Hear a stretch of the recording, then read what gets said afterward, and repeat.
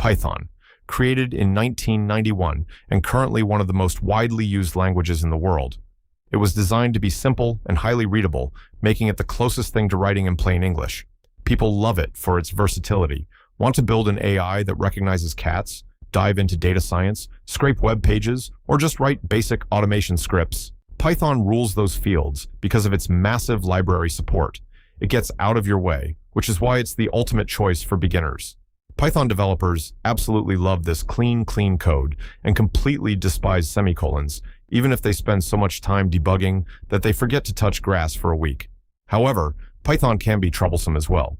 Because it is an interpreted language, meaning it executes code line by line, it is notoriously slow. If you try to build a heavy 3D game or a high-performance system in pure Python, your hardware will feel incredibly sluggish. JavaScript, the absolute dictator of the internet. Released in 1995, it was originally built in just 10 days to add basic animations to websites. Today, it has evolved into a full-fledged monster. If a website does anything cooler than just showing static text, JavaScript is driving the ship. It is the undisputed king of web development. With modern frameworks like React and Node.js, JS is everywhere, handling the front end, the back end, and even mobile apps. This allows developers to build full-stack applications incredibly fast, though they easily spend 80% of their time downloading massive packages from NPM and the other 20% questioning their life choices. But despite the advantages, JavaScript is chaotic.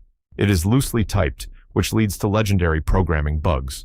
For example, adding the number 1 to the string 1 gives you 11, but subtracting them gives you 0. It runs natively in every browser, but keeping up with its frequent ecosystem updates can feel like an endless loop.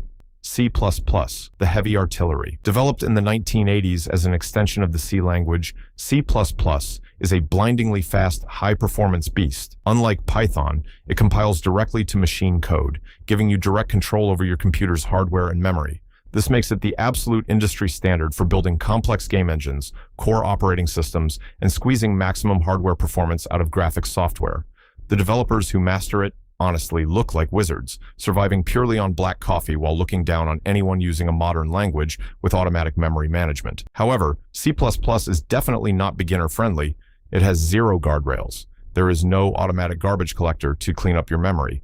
If you mismanage a pointer, your program instantly crashes with a segmentation fault or creates a massive security leak. C++ gives you total power, but it won't stop you from accidentally breaking your entire system. Java, the corporate titan.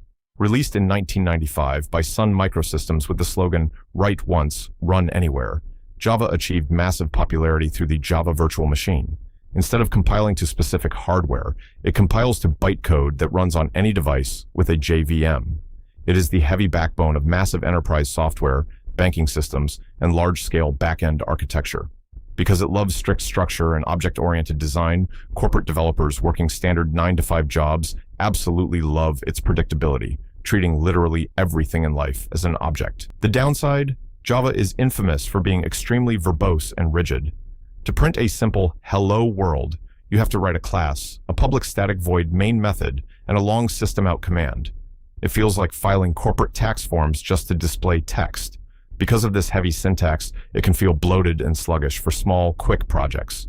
Rust, the current darling of the tech world, created to solve the biggest issues of C++. For decades, systems programmers and infrastructure engineers wanted the insane speed of lower-level languages, but without the terrifying memory bugs. Rust fixed this using a strict concept called the borrow checker. It manages memory safety at compile time without needing a slow garbage collector, making it perfect for ultra-safe systems programming and high-performance security tools. It has become so popular that its developers treat it like a lifestyle choice and simply cannot stop talking about it. The catch? The learning curve is a vertical cliff. The compiler is so protective, it feels like an intrusive, passive-aggressive boss, rejecting your work over tiny details. If your code has a potential memory leak or a security risk, Rust straight up refuses to compile, which can be highly frustrating for new users. SQL, Structured Query Language, the data whisperer. Unlike the other languages on this list, SQL is a declarative language.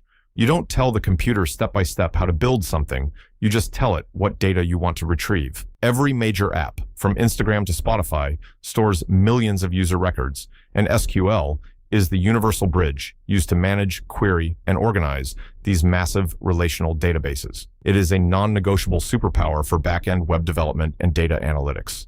The people who manage these databases know exactly where all the corporate data is buried, but they live in constant fear of daily operations. The main risk, if you aren't careful, running a single wrong delete command without a where clause can wipe out a company's entire historical database in seconds.